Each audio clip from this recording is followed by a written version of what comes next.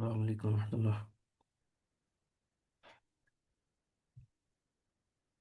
آواز آ رہی ہے عاصم بھائی؟ ہاں جی، دکان میں پہنچ رہا ہوں۔ الحمد للہ والصلاة والسلام علی رسول اللہ۔ اللہم علمنا بما ينفعنا وانفعنا بما علمتنا وزدنا علما، رب اشرح لي صدری ويسر لي امری واحلل عقدۃ من لسانی یفقہوا قولی۔ امید ہے اب خیر آفس سے ہوں گے، اللہ تعالیٰ سب کو سلامت رکھے۔ آج انشاءاللہ ہم حدیث نمبر 35 پڑھیں گے، اخوۃ الاسلامی و حقوق المسلم، اسلامی بھائی چارہ اور مسلمان کے جو حقوق ہیں اس کے متعلق۔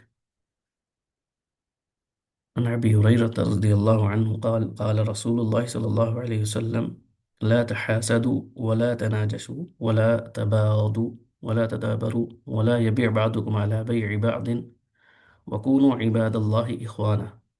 المسلم أخو المسلم لا يظلمه ولا يخذله ولا يكذبه ولا يحقره. التقوى ها هنا. ويشير إلى صدره 3 مرات بحسب امرئ من الشر أن يحقر أخاه المسلم. كل المسلم على المسلم حرام دمه وماله وعرضه، رواہ مسلم۔ یہ ابو ہریرہ رضی اللہ تعالیٰ عنہ سے مروی روایت ہے کہ رسول اللہ صلی اللہ علیہ وسلم نے فرمایا کہ آپس میں ایک دوسرے سے حسد نہ کرو، اور نجش جو ہے نا، یہ کسی چیز کو خریدتے وقت کوئی ایسا شخص جو ہے وہ قیمت بڑھائے جس کا ارادہ نہ ہو اس کو خریدنے کا، بس جیسے بعض جگہوں پہ بولیاں لگائی جاتی ہیں، اس کا مقصد، اس میں بعض بندے ایسے ہوتے ہیں جنہوں نے چیز لینی نہیں ہوتی لیکن وہ کیا کرتے ہیں، بس قیمت بڑھانے کے لیے تاکہ ریٹ زیادہ لگے، ان کے اپنے بندے بیچ میں بیٹھے ہوتے ہیں، بعض بات ان کا مقصد خریدنا نہیں ہوتا، تو یہ وہ چیز ہے۔ اور آپس میں بغض نہ رکھو، اور اسی طرح کوئی بندہ کسی سے پیٹ پھیرنے سے مراد ہے کہ بات نہ کرے، گفتگو نہ کرے کسی مسلمان سے بلا وجہ، منہ پھیرنا، نفرت پالنا، یہ والی چیزیں تدابروں کے اندر آ جاتی ہیں۔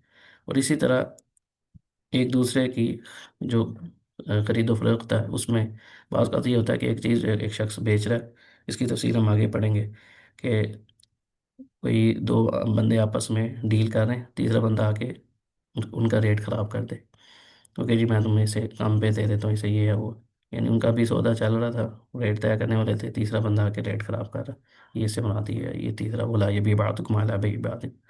وکونوا عباد اللہ اخوانا، تم اللہ کے بندے بن جاؤ، آپس میں بھائی بھائی بن جاؤ، یہ مسلمانوں کا آپس میں یہ تعلق ہے۔ المسلم اخو المسلم، مسلمان مسلمان کا بھائی ہوتا ہے، لا یظلم، وہ اس پہ ظلم نہیں کرتا۔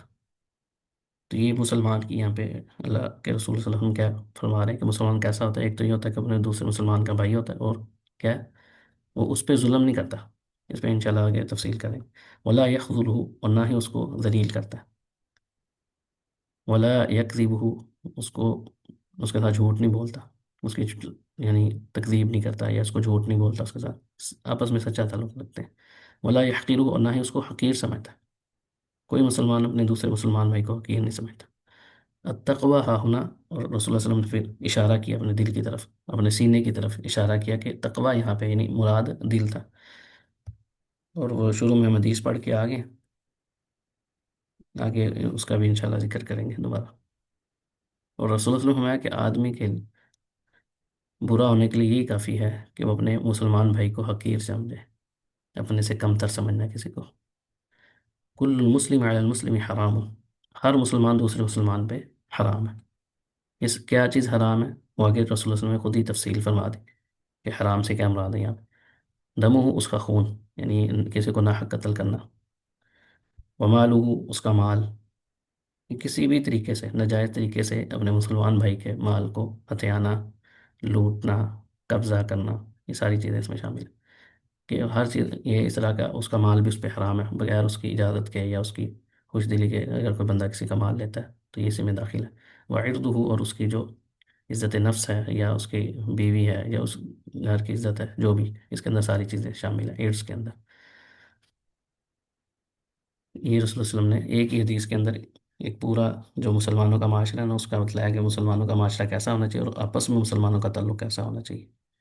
اب اس میں جو کلمات رسول اللہ صلی اللہ علیہ وسلم نے استعمال کی، ولا تحاسدوا، الحسد تمنی زوال النعمت عن الغیر، حسد جو ہوتا ہے نا، یہ یہاں پہ جیسے جو فعل یوز ہوا ہے وہ ہے آپس میں ایک دوسرے سے حسد نہ کرو، تو اس کا یہ مطلب نہیں ہے کہ یہ، کیونکہ یہ جو فعل ہے یہ دو یا دو سے زیادہ بندوں کے درمیان کوئی کام ہو، تحاسدوا، تقاتلوا، تو اس کا مطلب ہوتا ہے کہ اس میں مشارکے کا معنی پایا جاتا ہے، یعنی دو لوگ مل کے کوئی کام کریں یا دو سے زیادہ کریں۔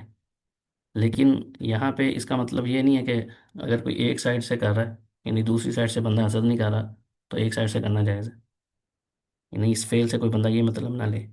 لا تحاسدوا میں جیسے ہم کسی کو منع کرتے ہیں نا کہ تم آپس میں نہ لڑو، تو اس سے مراد یہ نہیں ہوتا کہ دونوں آپس میں نہیں لڑے تو ایک بندہ اگر لڑے گا تو وہ ٹھیک ہو جائے گا، ایسی بات نہیں ہے، یعنی مقصد دونوں کے لیے حکم ہے۔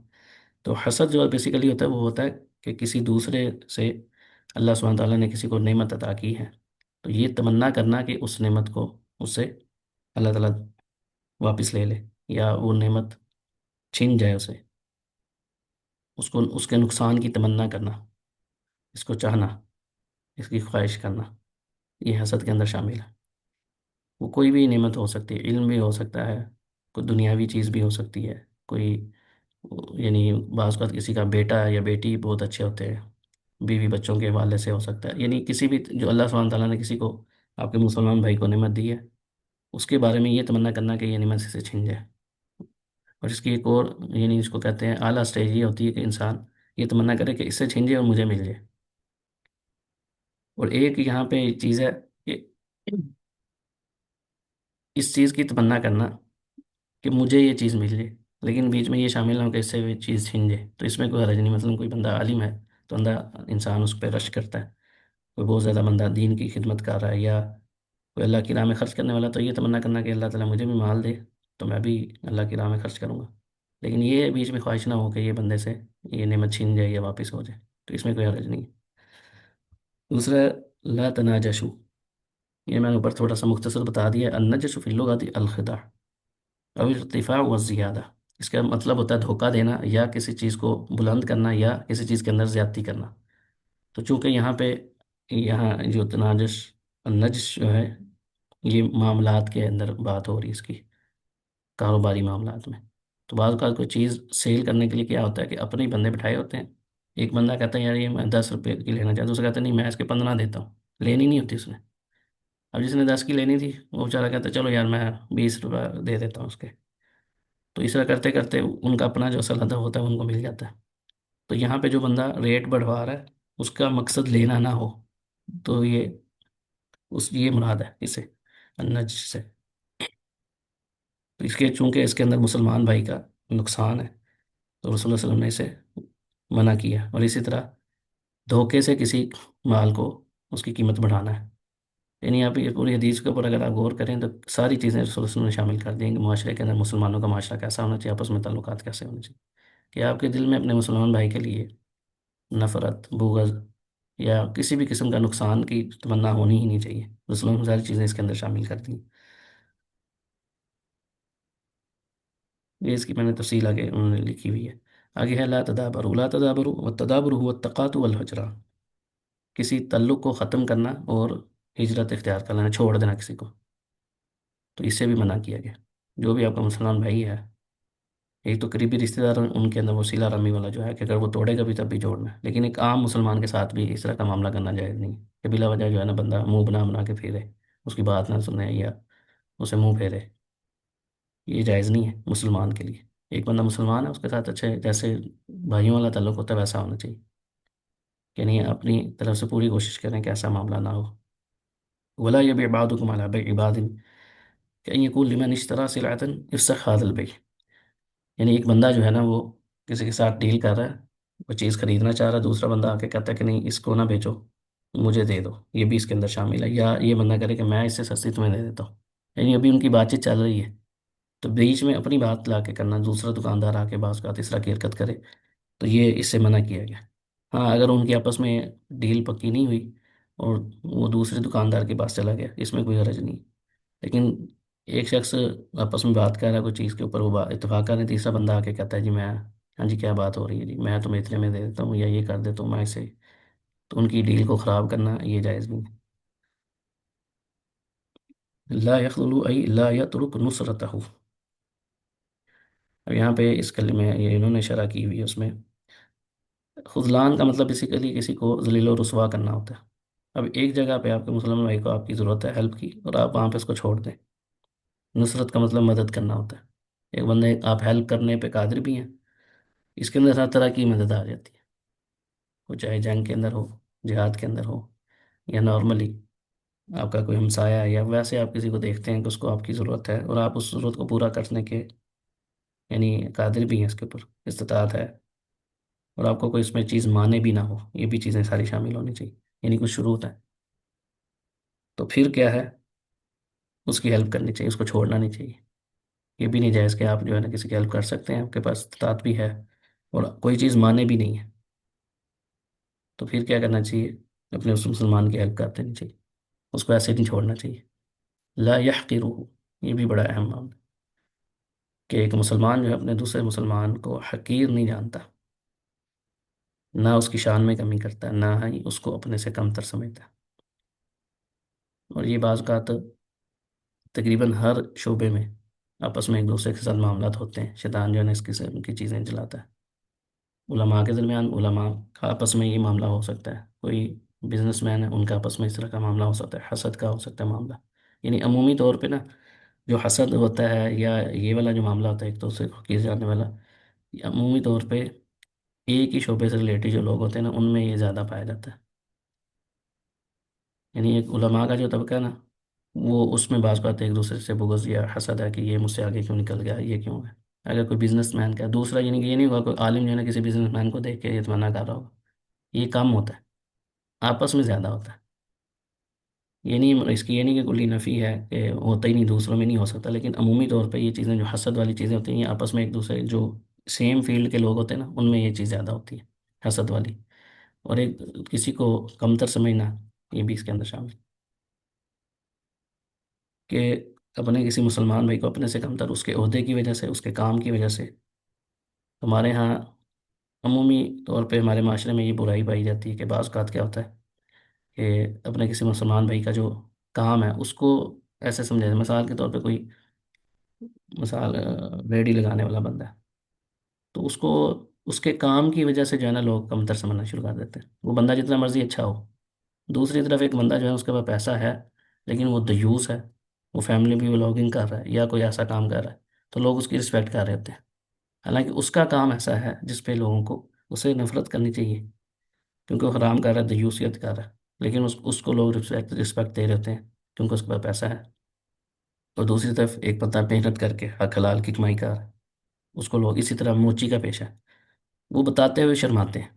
ہمارے یہاں اگر آپ کسی کو پوچھیں آپ کام کیا کرتے ہیں، اگر وہ اس طرح کا کسی کام کر رہا ہے جو یعنی معمولی، جس کو ہمارے ہاں جی کوئی موچی کا کام ہے، جوتوں کا کام کر رہا ہے، ابھی ہم اس کو نہیں دیکھ رہے، ہم یہ دیکھ رہے ہیں کیونکہ یہ جوتوں کا کام کر رہا ہے، لو جی یہ کیا کام کر رہے ہیں. وہ بتاتے ہوئے شرماتا ہے، وہ آئیں بائیں شائیں کرتا ہے، ہاں جی میں کام کرتا ہوں، وہ ایسے کر. یعنی کسی فیکٹری میں ملازم ہے، کہیں پہ کچھ وہ بتاتے ہوئے اب شرماتا ہے. اس کی وجہ کیا ہے کہ ہم نے معاشرہ ہی ایسا بنا دیا، مسلمانوں کا معاشرہ ہے، لیکن ایک دوسرے میں ایک دوسرے کو یہ بتاتے ہوئے کہ حق حلال کماتے ہیں، یہ بھی بتاتے ہوئے شرم آتی ہے. ہمارے آ، یہ پاکستان یا بر صغیر یا ہمارا جو معاشرہ ہے نا اس میں یہ چیز زیادہ ہے. اگر ہم مغربی معاشرے میں دیکھیں نا، عمومی طور پہ سب کی بات نہیں کر رہا، وہاں پہ ہو سکتا ہے استثنائی بھی معاملات ہو سکتے ہیں، لیکن ہم نے یہاں پہ دیکھا کہ ہمارے ساتھ، کیونکہ جس یونیورسٹی میں پڑھتا ہوں وہاں پہ تقریباً 80 70 80 یا 100 کنٹریز کے لوگ ہیں. تو امیرکن کے ہمارے کلاس والے ہوتے تھے، تو میں نے کبھی پوچھتا ہے آپ کیا کرتے ہیں چھٹیوں میں، کبھی ان کو کام بتاتے ہوئے شرماتے ہوئے نہیں میں نے دیکھا. کوئی کہتا ہے میں ابھی جب 3 ماہ کی چھٹی جاؤں گا وہاں پہ، تو کوئی کہتا ہے میں جو ہے نا وہ پہلے بھی کبھی کوئی مزدوری کر لیتا تھا، کبھی پینٹ کا کام مل گیا وہ کر لیا، کبھی ٹرک چلا لیا، کبھی یعنی وہ بالکل ریلیکس ہو کے بتایا کرتے تھے. ہمارے ہاں ہمیں یعنی ہمیں اتنی ہمت نہیں ہوتی کہ ہم یہ بتا دیں کسی کو.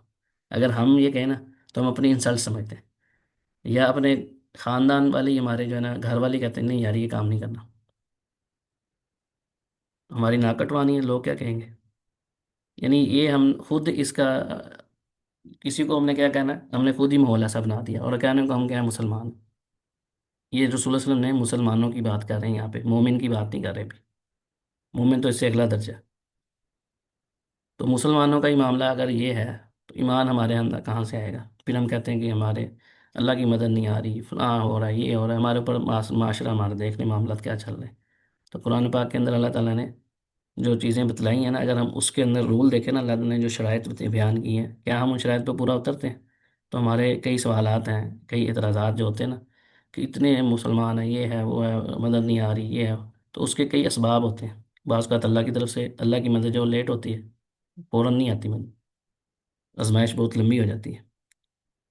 مومن ہونے کے باوجود اللہ کو پتہ ہے کہ کون سا ٹائم ان کے لیے بیسٹ ہے، تو ایک یہ بھی وجہ ہوتی ہے۔ لیکن بعض اسباب ایسے ہوتے ہیں جس کی وجہ سے اللہ کی مدد لیٹ ہو رہی ہوتی ہے۔ ان اسباب میں سے جیسے کوئی بندہ، کوئی معاشرہ جو اس میں گناہ بڑھ گئے ہیں، وہاں پہ استغفار نہیں ہو رہا، اور اسی طرح یہ اس طرح کی صورتحال ہو، تو وہاں پہ بھی اللہ کی مدد لیٹ آتی ہے۔ یعنی کئی اسباب ہیں، تو اسباب میں غور کرنا چاہیے کہ ہم کیا کر رہے ہیں۔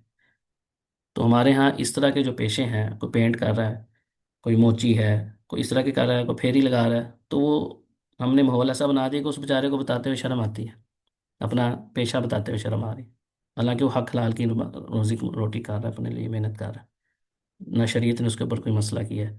لیکن ہمیں مسئلہ ہے، ہمیں اعتراض ہے۔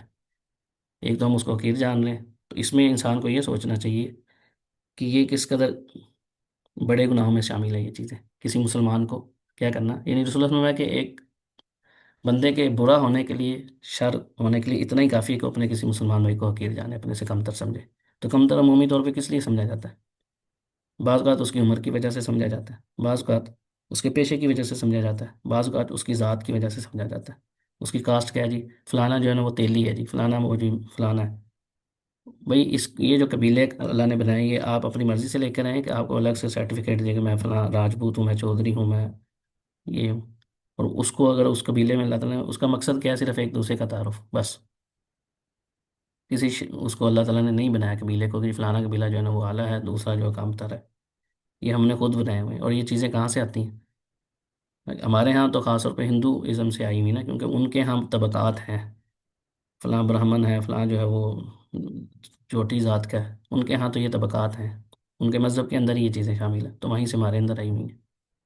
اور پھر ہم کہتے ہیں کہ ہمارے معاملات جو ہے نا وہ خراب ہیں، اللہ کی رحمت نہیں آ رہی۔ تو اندازہ کریں کہ رسول اللہ صلی اللہ علیہ وسلم کے ہم کس قدر جو احادیث ہیں، ان کے پیغام کی کس قدر ہمارے معاشرے کے اندر ان سے منہ گردہ، یعنی وہ کیا کہتے ہیں، منہ پھیرا جا رہا ہے۔ اب یہ صرف اس ایک حدیث کے اوپر دیکھیں کہ کتنا وہ عمل ہو رہا ہے اس ایک حدیث کے اوپر۔ یہ تو مسلمان کا مسلمان کے اوپر حق ہے۔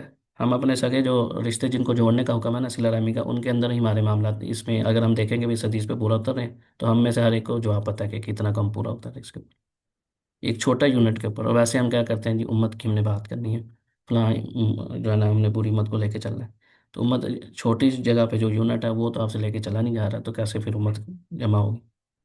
یہ چھوٹی چھوٹی چیزیں ہوتی ہیں جو ہمیں سوچنے کی ضرورت ہے، اور اسی وجہ سے یہ ہے کہ ہمارے ہاں اس حوالے سے باتیں بھی کم کی جاتی ہیں۔ تو لوگوں کو، بعض لوگوں کو تو علم نہیں ہے، اور بعض جو ہے وہ جانتے بوجھتے ہوئے بھی ایسا کرتے ہیں۔ اور رسول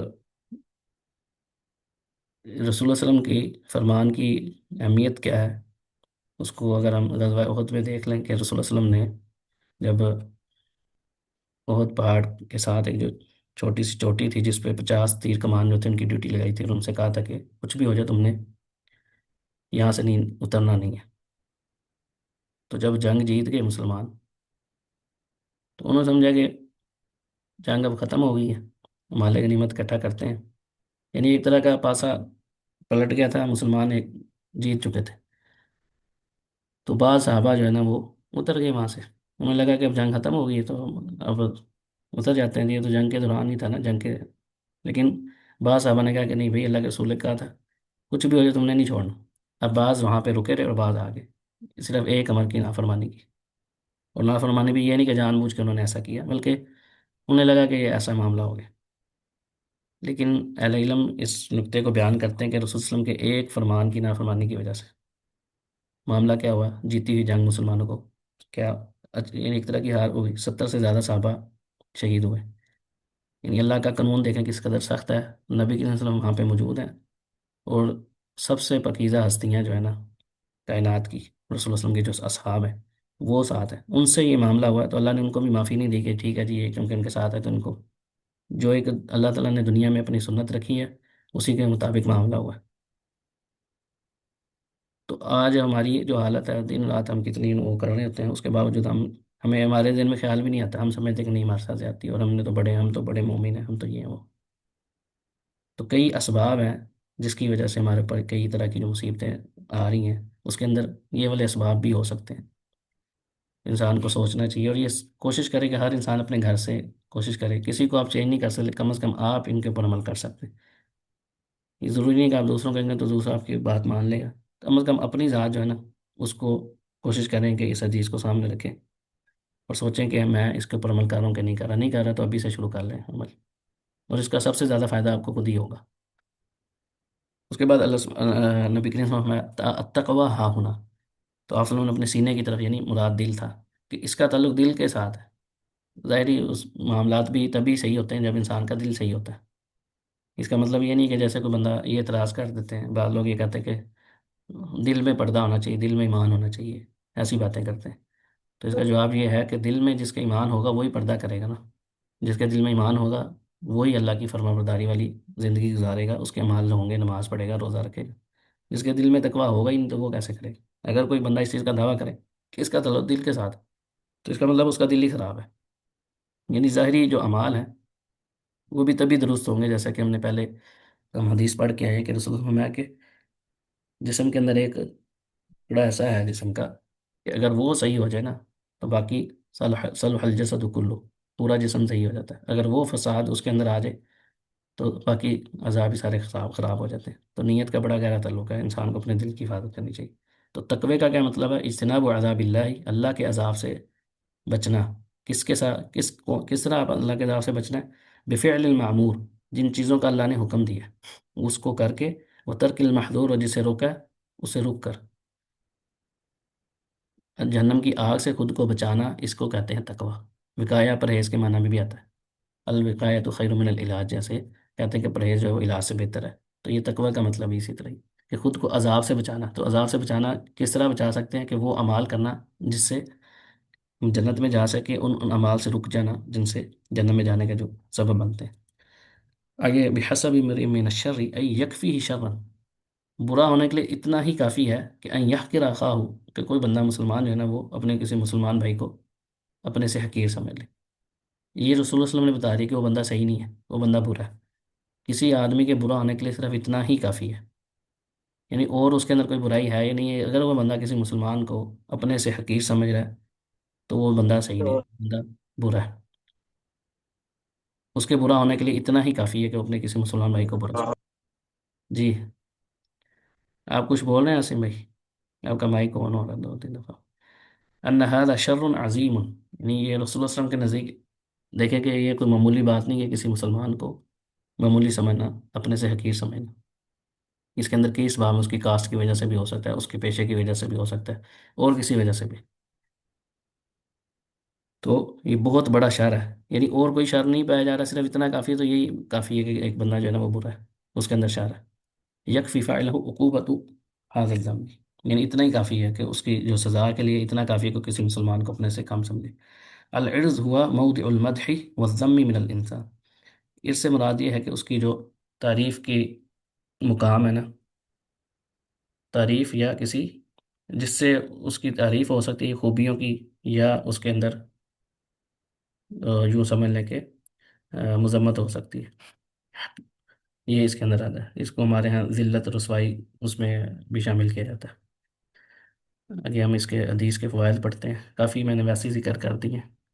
اور پہلا فائدہ تو یہ ہے کہ تحریم التحاسد والتناسل، یہ جتنی بھی چیزیں رسول اللہ صلی اللہ علیہ وسلم نے ذکر کی ہیں نا، اس حدیث سے پتہ چلتا ہے کہ سارے کے سارے معاملات جو ہے نا وہ حرام ہے.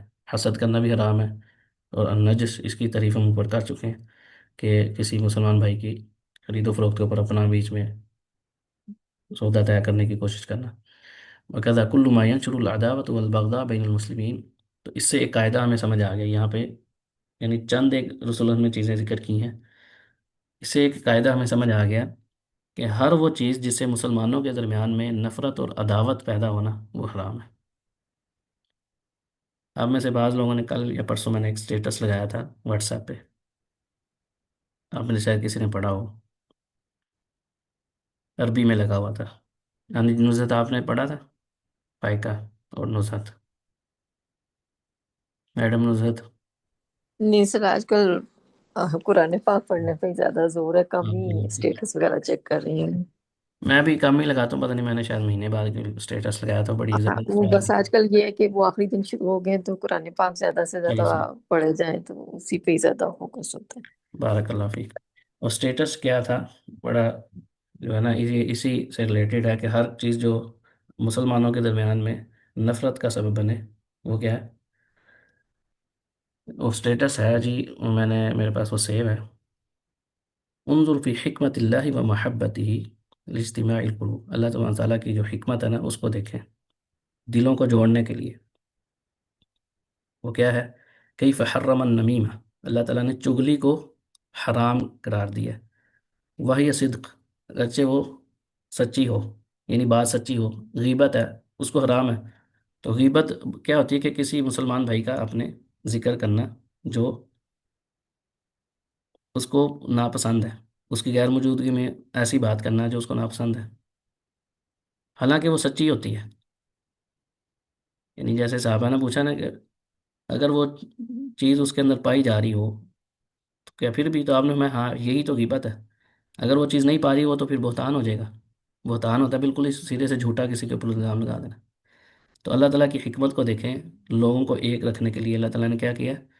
چگلی کو، چاہے وہ سچی بات ہی کیوں نہ ہو، وہ بھی آپ نہیں کر سکتے کہ اس کی غیر موجودگی میں بات کریں، جس سے مقصد کیا ہے؟ چگلی کا ایک دوسرے کے درمیان نفرت ڈالنا، تو اس کو اللہ تعالیٰ نے حرام قرار دیا اگرچہ وہ سچ بات ہی کیوں نہ ہو، کیونکہ اس سے دلوں کے اندر نفرت پیدا ہوتی ہے اور آپس میں دوریاں پیدا ہوتی ہیں۔ وہ اباح الکذب، اور اللہ تعالیٰ نے سچ کو جائز قرار دیا۔ کس وقت؟ حالانکہ ہے اصلاً جو جھوٹ ہے وہ کیا ہے؟ وہ حرام ہے۔ جھوٹ بولنا اصل میں کیا ہے؟ حرام ہی نہیں ہے، کبیرہ گناہ ہے، لیکن اس کبیرہ گناہ کو بھی اللہ تعالیٰ نے بعض جائزوں پہ جائز قرار دیا۔ کن جگہوں پہ؟ کن کے لیے؟ اذا كان اگر لجمع القلوب، اذا كان لجمع القلوب وجلب المودة واذهاب العداوة، اگر وہ دلوں کو جوڑنے کے لیے، آپس میں محبت پیدا کرنے کے لیے اور تعلق کو برقرار رکھنے کے لیے جھوٹ بولا جائے تو اس کو اللہ تعالیٰ نے جائز قرار دیا۔ بات سمجھ آ رہی ہے؟ تو اس حدیث سے ہمیں یہ پتہ چلتا ہے کہ ہر وہ چیز جس سے مسلمانوں کے درمیان نفرت پیدا ہو، وہ کوئی بھی کتنی آپ کو اچھی نظر آ رہی ہو کہ یار یہ میں تو اپنی طرف سے بڑا سچ بول رہا ہوں، میں یہ کر رہا ہوں، اگر اس کی وجہ سے آپس میں نفرت و تفریق والا معاملہ ہو رہا ہے، آپس میں لڑائی جھگڑوں کے معاملات بن رہے ہیں، تو وہاں پہ حکمت یہی ہے کہ انسان ایسی چیزوں سے بچے جس سے آپس میں نفرتیں پھیلتی ہیں، چغلی، غیبت یا حسد کرنا، اس طرح کے معاملات سے۔ اسی طرح النحی عن طاعت اسباب الوقت، اسی طرح جس جن چیزوں سے آپس میں بغض پیدا ہوتا ہے ان سے بھی بچنا، وہ کوئی بھی سبب ہو۔ وغیرہ کل ما يترتب علیہ من تقاطع و تہاجر من المسلمین، یعنی ہر مسلمانوں کے درمیان تفریق والا کوئی بھی معاملہ ہے نا، کوئی بھی اس کا سبب ہو، اس سے بچنا چاہیے انسان کو، اور لوگوں کو، مسلمانوں کو اس چیز کی ترغیب دلانی چاہیے کہ وہ آپس میں بھائی بھی بن کے آپس میں پیار محبت کے ساتھ رہیں۔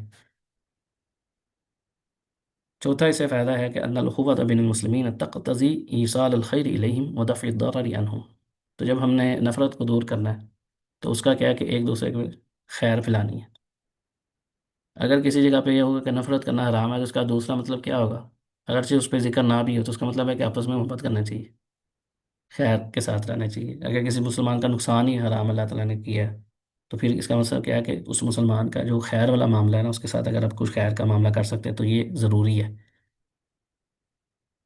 أنه يحرم على المسلم ظلم أخيه وخذلانه واحتقاره والكذب عليه لأن ذلك يخالف معنى الأخوة الشرعية، جو شرعی اخوت ہے، مسلمان بھائی بھائی ہیں، یہ اس کے مخالف ہے کہ ایک مسلمان جو ہے نا دوسرے مسلمان پہ ظلم کرے یا اس کو حقیر جانے یا اس کے ساتھ جھوٹ بولے، جھوٹے معاملات کرے۔ یہ جو معنی ہے، آپ مجھے یہ بتائیں ہمارے معاشرے میں خاص طور پہ جو ہماری سیکورٹی فورسز ہیں ان میں یہ کہاں پایا جاتا ہے؟ ابھی میرے کل کل کے پرسوں کی بات ہے، 10 12 سال کا چھوٹا سا بچہ رکشہ چلاتا تھا، وہ ناکے پہ گئے، ان کو روکا اور 2 3 بچے اس کے ساتھ اور تھے، وہ بھاگے، اس نے تھوڑا سا آگے جا کے رکشہ روکا تو پولیس والوں نے اس کو پکڑ کے مارا، وہ کچھ زیادہ اس کو مار دیا، وہ ہاسپٹل لے کے گئے، فوت ہو گیا لڑکا۔ اور ہمارے ہاں یہ ڈیلی بیسس پہ بالکل نارمل چیز ہے، اب اس کو بالکل نارمل کر دیا گیا۔ قتل بھی کیے جا رہے ہیں، مارا بھی جا رہا ہے اس کو ایسے اب یہ معمول کی خبریں بن گئی ہیں۔ زیادہ مسئلہ تب ہوتا ہے جب ہمارے اپنے کوئی قریبی رشتے دار یا اپنے گھر میں سے کوئی بندہ اس چیز کو فیس کرتا ہے، تو تب ہمیں تھوڑا سا فیل ہو جاتا ہے، وگرنہ دوسروں کے ساتھ ہو رہا ہے کوئی مسئلہ نہیں، کرنے والے کون ہے وہ بھی ہمارے اوپر نہیں ہے، اور ہم اس کو بالکل نارملی لے رہے ہوتے ہیں۔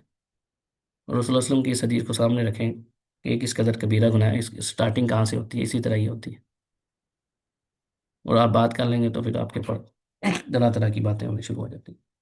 تو ہمارے یہاں ایسے لوگوں کی جب تربیت ہی نہیں ہے تو انہوں نے کیا کرنا ہے، جب ان کو پتہ ہی نہیں کہ یہ کس قدر ہم کبیرہ گناہ کر رہے ہیں، انہوں نے آگے جا کے حساب بھی دینا۔ اسی طرح چھٹا جو فائدہ ہے وہ ہے بیان خطورت احتقار المسلم، کہ مسلمان کو حقیر جاننے کا جو یعنی کبیرہ گناہ ہے، اس کا خطرہ ہے، وہ اس حدیث میں بیان ہوا ہے کہ خود کو سے بلند سمجھنا اور دوسرے کو حقیر سمجھنا۔ وَأَنَّ ذَلِكَ مِن شَرِّ الذُّنُوبِ، یہ سب سے برے جو گناہ ہیں ان میں سے ایک ہے، وَأَسْوَأِ أَنْوَاعِ الشَّرِّ، اور سب سے بری ترین جو شر ہے نا اس میں سے ایک ہے کہ اپنے کسی مسلمان کو کم تر سمجھنا۔ ان المیزان فی التفاضل بین الناس التقوی، رسول اللہ صلی اللہ علیہ وسلم نے آپس میں ایک دوسرے کی فضیلت یا اپنے آپ کو برتر سمجھنے کا جو معیار بنایا، جیسے کہ قرآن پاک میں بھی ہے کہ ان اکرمکم عند اللہ اتقاکم، تم میں سے سب سے معزز عزت والا وہی ہے جو سب سے زیادہ تقوی والا ہے، جو سب سے زیادہ شریعت کے اوپر عمل کر رہا ہے نا وہ سب سے زیادہ عزت کا حقدار ہے۔ اس کے بعد دنیاوی مال ہے نہیں ہے، اس کا پیشہ کیا ہے، یہ میٹر نہیں کرتا۔ جو اللہ کی جن چیزوں کو اللہ تعالیٰ نے پسند کیا، جن کا حکم دیا ہے رسول اللہ صلی اللہ علیہ وسلم نے، ان کے اوپر عمل کر رہا ہے، چاہے وہ دنیا کا جو تکارا ہوا کیوں نہ ہو۔ جیسے کہ حدیث میں آتا ہے نا کہ بعض لوگ ایسے ہیں کہ وہ اگر کسی کی سفارش کریں تو ان کی سفارش قبول نہ ہو، کسی دروازے پہ جائیں تو ان کو داخل نہ ہونے چاہیے، دھتکار دیے جائیں، لیکن اگر وہ کسی کام پہ قسم اٹھا لیں نا کہ ایسا ہوگا، قسم اٹھا کے کہہ دیں، تو اللہ تعالیٰ ان کی قسم کو پورا کرتا ہے، یعنی اللہ کے یہاں ان کا یہ مقام ہے۔ لیکن دنیا میں کیا ہے، لوگ ان کو اپنے مجلس میں بٹھا نہیں سکتے، ان کے اسٹیٹس کی وجہ سے حقیر سمجھتے ہیں لوگ ان کو، ان کو ان کے یعنی ان کو اپنے دروازے پہ نہ کھڑا ہونے دیں، اگر وہ کسی کی سفارش کریں تو اس کی سفارش قبول نہ کریں۔ لیکن اللہ کے یہاں ان کا کیا مقام ہے کہ اللہ تعالیٰ اگر وہ قسم کھا لے نا اللہ کے اوپر، تو اللہ تعالیٰ ان کی قسم کو پورا کرتے ہیں۔ تو اصل جو چیز ہے وہ تقویٰ ہے، اور تقوی کی ہم نے اوپر تعریف پڑھ لی ہے کہ ہر وہ کام کرنا جس کا حکم دیا گیا اور اس سے بچنا جس سے منع کیا گیا۔ ان التقوی محلها القلب لا الفعال العشوائیہ والحرکات الظاہرہ، تقوی کا جو اصل تعلق ہے وہ دل کے ساتھ ہے، یہ ظاہری جو اعمال ہیں ان کے ساتھ نہیں ہے کہ ہمیں الٹی سیدھی حرکتیں کرنا اور اس کو سمجھنے کی یہ تقوی کی علامت ہے، یہ نہیں ہے۔ اصل چیز ہے کہ دل کے اندر اگر تقوی ہے تو انسان تنہائی میں ہے تو روزہ ہمیں اس کا بڑا بہترین سبق ملتا ہے تقوی کا، روزے کا بڑا گہرا تعلق ہے تقوی کے ساتھ۔ انسان اکیلا ہوتا ہے، کچھ کھا نہیں رہا، پی نہیں رہا، وضو کر رہا ہے، پانی پی سکتا ہے، پیاس بھی لگی ہوئی ہے، گرمی بھی ہے، کوئی دیکھ بھی نہیں رہا پھر بھی بچ رہا ہے، تو یہ اصل چیز ہے۔ تو اسی طرح اگر باقی زندگی انسان کی گزرے نا کہ باقی معاملات میں بھی، تو تقوی پتہ چلے گا کہ انسان کیا ہے، اس میں کسی سے پوچھنے کی بھی اس کو ضرورت نہیں۔ اسی طرح ان للتقوی علاقہ قوی بالاخوۃ ومراعاۃ حقوق الناس، تقوی کا بڑا گہرا تعلق ہے۔ یہ ظاہری بات ہے کہ جس کا دل سلیم ہوگا نا، جس کے دل کے اندر نفرت نہیں ہوگی اپنے مسلمان بھائی کی، کسی کو حقیر نہیں سمجھتا، نہ اس کے دل میں حسد ہے، نہ بغض ہے، نہ وہ بلا وجہ لوگوں سے منہ پھیرتا پھر رہا ہے، تو یہ قلب سلیم کی نشانی ہے۔ اور یہ اللہ تعالیٰ نے قرآن پاک میں کہا الا من اتى اللہ بقلب سلیم، جو سلیم قلب کے ساتھ آئے گا نا وہی نجات پائے گا قیامت کے دن۔ تو اپنے دل کی سلامتی آپ نے خود کرنی، جیسے ظاہری چیزوں پہ کوئی بیمار ہوتا ہے تو ہم فوراً سے کیا کرتے ہیں، ڈاکٹر کے رجوع کرتے ہیں، کوئی دوائی وغیرہ لیتے ہیں۔ اسی طرح جو دل کی بیماریاں ہیں ان کے اوپر بھی انسان کو فوکس کرنا چاہیے کہ میرے دل کے اندر کہیں کسی کے لیے حسد تو نہیں آ رہا، بغض تو نہیں آ رہا، کوئی نفرت تو نہیں ہے، تو یہ دل کی بیماریاں ہیں، تو ان کے لیے بھی اللہ تعالیٰ سے دعا بھی کرنی چاہیے اور ان اسباب کو اختیار کرنا چاہیے جس سے ان بیماریوں سے بچا جا سکے۔ اسی طرح تحریم الاعتداء علی المسلمین فی دمائهم واعراضهم واموالهم، اب یہ جو آخری اس حدیث کا ہے کہ کسی مسلمان کی، اللہ کے رسول نے کیا فرمایا کہ آپس میں مسلمان بھائی بھائی ہیں، اور حرام ہے، اس کا خون بھی حرام ہے، اس کی عزت بھی حرام ہے، اس کا مال بھی حرام ہے دوسرے مسلمان کے اوپر۔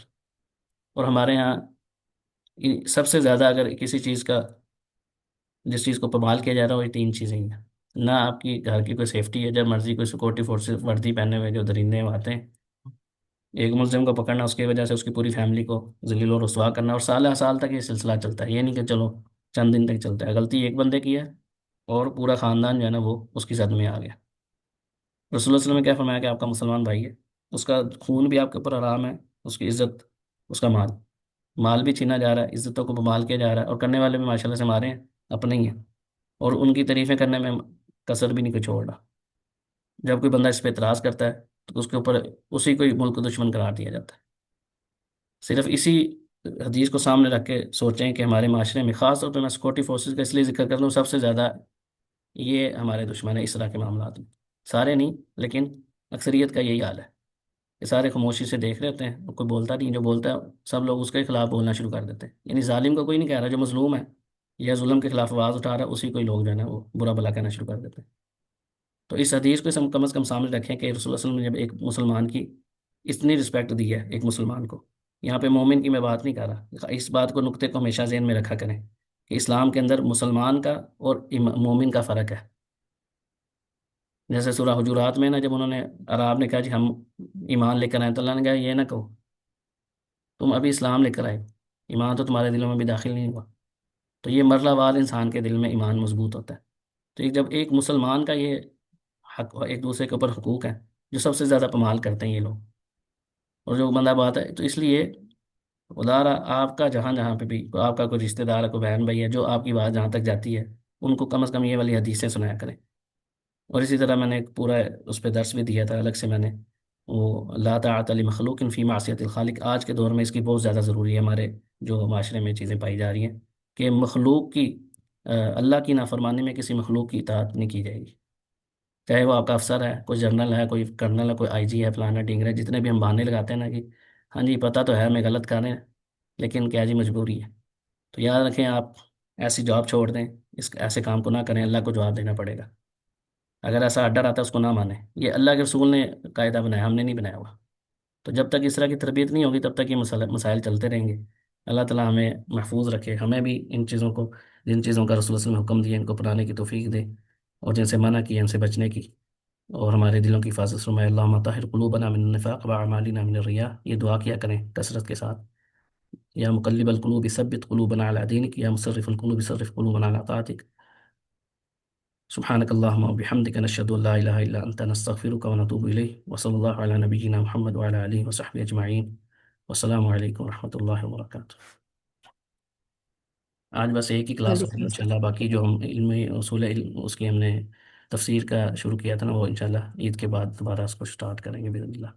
رمضان کے آخری ایام ہے، مجھے بھی دعا میں یاد رکھیں، مسلم پاکستان کے لیے السلام۔ خصوصی دعا کریں، اور باقی مسلمانوں کے لیے بھی۔ بارک اللہ فیکم، السلام علیکم ورحمۃ اللہ وبرکاتہ۔ وعلیکم السلام۔